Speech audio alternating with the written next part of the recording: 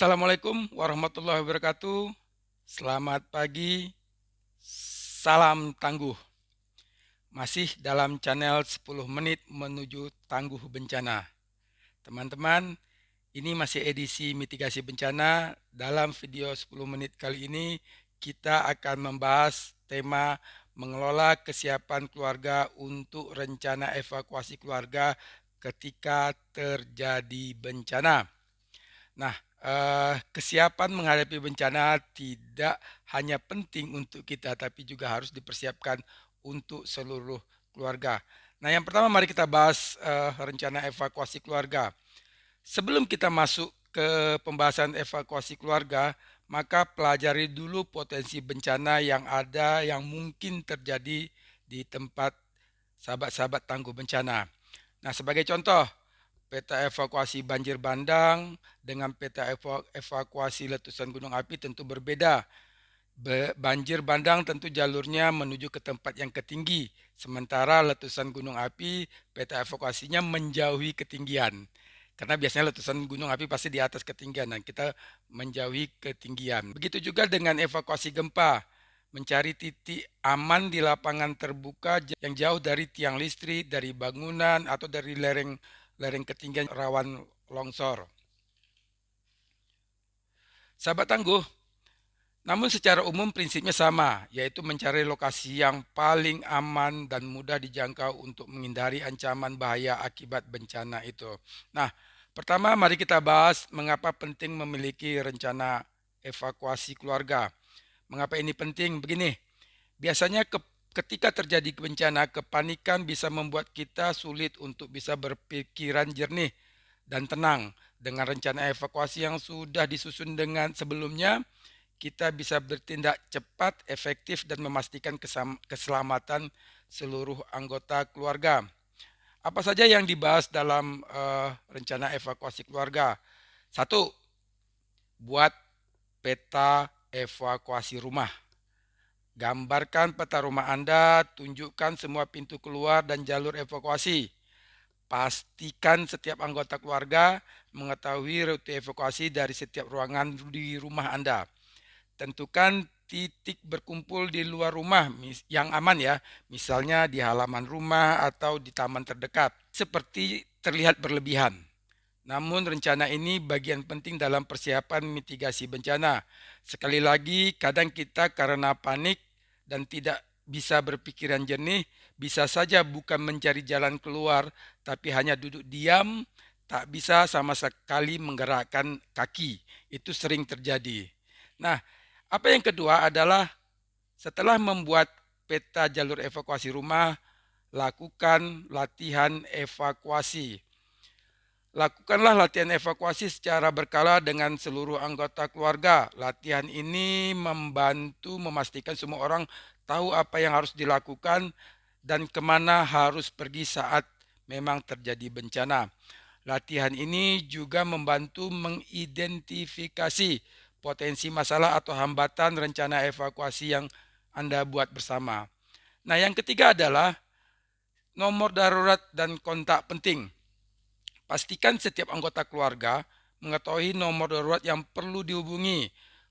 Nomor polisi, pemadam kebakaran, ambulan, perangkat desa, babinsa, RT, RW, dan yang lainnya yang memang bisa membantu saat terjadi bencana. Simpanlah daftar kontak penting itu termasuk tetangga, teman, keluarga yang bisa dihubungi pada saat situasi darurat. Letakkanlah daftar nomor ini di tempat yang mudah diakses seperti di dalam handphone Anda atau di dalam kit darurat. Sahabat tangguh, yang keempat adalah penugasan peran atau berbagi peran. Berilah tugas spesifik kepada setiap anggota keluarga. Misalnya siapa yang akan membawa kit darurat, siapa yang akan memastikan semua anggota keluarga sudah keluar rumah, siapa yang memang harus mengevakuasikan hewan peliharaan, itu harus disimulasikan dan dibagi perannya. Tugas ini harus disesuaikan dengan kemampuan dan usia setiap anggota keluarga. Nah, yang kelima adalah kit darurat. Kalau sebelumnya kita sudah membahas kit darurat, maka kit darurat itu adalah bagian penting dalam peta evakuasi. Nah, sahabat tangguh, siapkan kit darurat yang berisi kebutuhan dasar untuk bertahan hidup minimal 72 jam atau 3 hari. Pastikan kit darurat itu berisi bahan-bahan kebutuhan dasar seperti air, makanan, obat-obatan, pakaian, senter, radio, lampu cadangan umpamanya, atau lampu solar cell. Nah, itu harus ada di dalam kit. Pastikan juga kit darurat mudah dijangkau dan bisa dibawa cepat saat evakuasi dilakukan. Periksa dan perbaruilah kit darurat secara berkala. Poin keempat adalah pentingnya komunikasi. Sahabat tangguh, tetapkan metode komunikasi jika terpisah selama bencana. Misalnya sepakati menggunakan pesan teks atau media sosial untuk memberitahu lokasi dan kondisi Anda. Tentukan juga titik temu alternatif jika tidak bisa berkumpul di tempat yang sudah disepakati sebelumnya. Yang ketujuh adalah perhatikan kebutuhan khusus. Nah, jika di rumah sahabat tangguh ada keluarga yang mempunyai kebutuhan khusus seperti bayi, lansia, atau orang yang dengan disabilitas, pastikan rencana evakuasi mencakup kebutuhan mereka. Sediakan perlengkapan tambahan yang mungkin diperlukan seperti obat-obatan khusus atau peralatan medis lainnya yang memang dibutuhkan sehari-hari oleh keluarga. Nah, sahabat tangguh, di awal kita sudah membahas tentang jalur evakuasi rumah. Nah, kini kita akan singgung sedikit tentang masing-masing jenis bencana dan tentu beda evakuasinya. Nah, sekarang kita coba bahas lebih dalam beberapa di antaranya. Satu, untuk bencana gempa, segera berlindung di bawah meja atau perabot yang kuat. Lindungi kepala dan leher. Setelah guncangan selesai atau berhenti, evakuasilah seluruh anggota keluarga keluar rumah mengikuti jalur yang aman dan pergi ke titik kumpul yang sudah disepakati sebelumnya. Yang kedua adalah kita ambil simulasi banjir. Pindahlah ke tempat yang lebih tinggi, hindari daerah yang rendah serta aliran air. Jika waktu memungkinkan, matikan aliran listrik dan gas rumah untuk mencegah terjadi kebakaran atau konsleting. Yang keempat adalah kebakaran. Evakuasi dari rumah sesegera mungkin setelah mendengar alarm atau melihat tanda-tanda api. Jangan membawa barang-barang yang tidak perlu, yang tidak penting.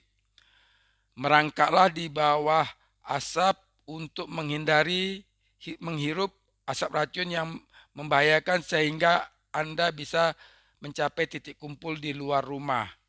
Nah, sahabat tangguh, mengelola kesiapan keluarga untuk bencana adalah tanggung jawab kita semua di dalam keluarga.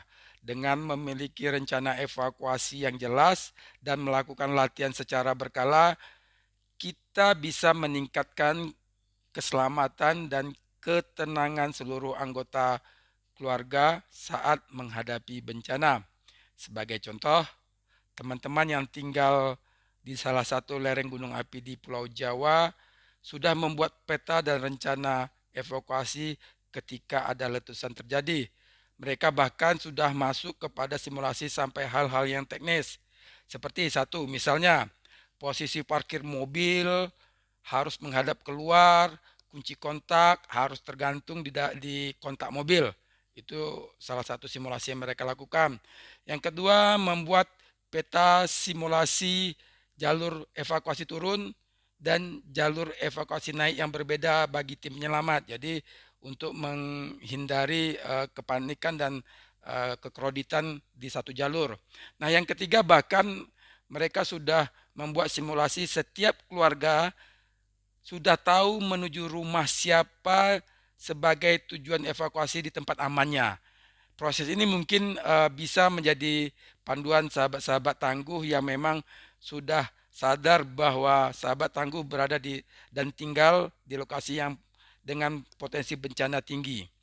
Oke, sahabat tangguh, itulah tema 10 menit menuju tangguh bencana kali ini.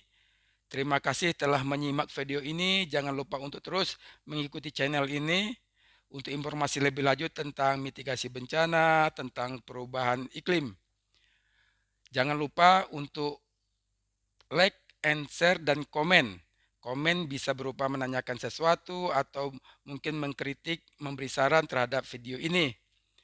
Dan bagi yang belum berteman, marilah kita berteman, karena dengan semua itu kita semua, Anda, saya, ikut berkontribusi menuju visi Indonesia Tangguh Bencana 2045.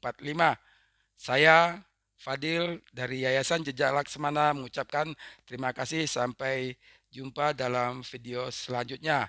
Salam tangguh untuk Indonesia Tangguh Bencana.